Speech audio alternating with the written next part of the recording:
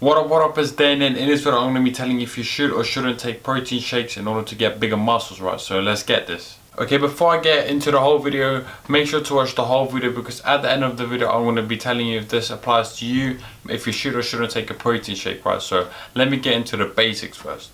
First of all, I say you should take a protein shake if this is you, right? If you're a person that doesn't eat enough protein, for example meats, then maybe you should take protein shakes, right? Because you're just finding it hard to eat, and as well, maybe if you're someone that struggles to eat a lot of meat, then again, protein is definitely, you might need protein shakes, right? And one more thing as well is, if you're a person that hasn't got a lot of money, right, and that's probably why you're watching this video, because you might be thinking, oh, maybe I shouldn't buy it because you got a limited source of money.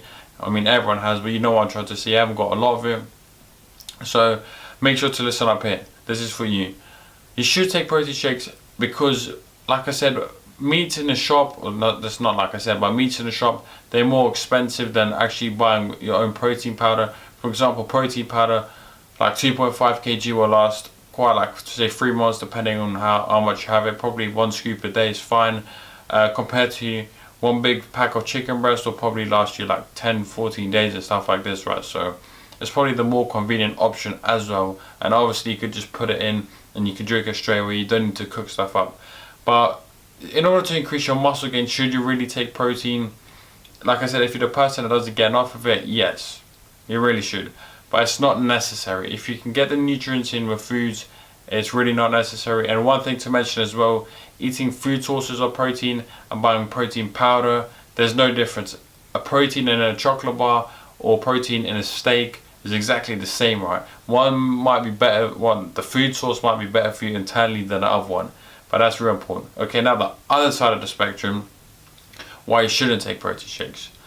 You shouldn't take protein shakes if, like I said, you get enough nutrients in your diet and you haven't got a lot of money, right? There's just no point.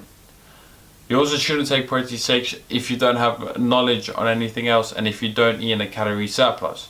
If you don't eat in a calorie surplus, you might as well throw that protein powder in the bin right now, because it's going to be no use. You need to eat in a calorie surplus in order to build muscle tissue. This is real important.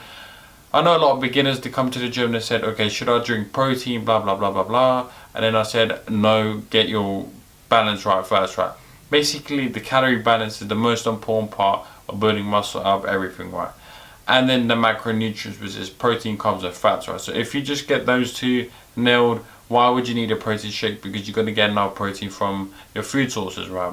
Supplements are the 1% difference, right? But like I said, you shouldn't take protein if you're on a low budget, stuff like this. And also, if you're, like, say, lactose intolerant, then don't buy whey protein, stuff like this, right? But like I said, at the end of the video, I did promise you some exceptions of why you should and shouldn't take protein, right? For example, I always recommend people take protein when they go on holiday or they're traveling, because it's just, like, it's very convenient. And most places you go to that serves food, like, say you want to get food, it's probably burgers, hot dogs, stuff like this. They haven't got a lot of protein in, so that's when you should take protein powder. No matter what your circumstances, you should definitely try to take protein powder when you are traveling, right?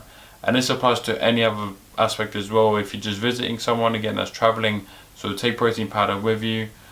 If you go to an event, take it with you. So the be all end all of the answer is you should and shouldn't take protein powder, right? It's not necessary, you can if you want, but as long as you get about 1 gram of protein per pound of body weight minimum per day, you should be fine, right? I recommend a higher increase in protein intake, and research shows this if you're trying to lose weight. But if you're just trying to build muscle, you don't really need protein powder.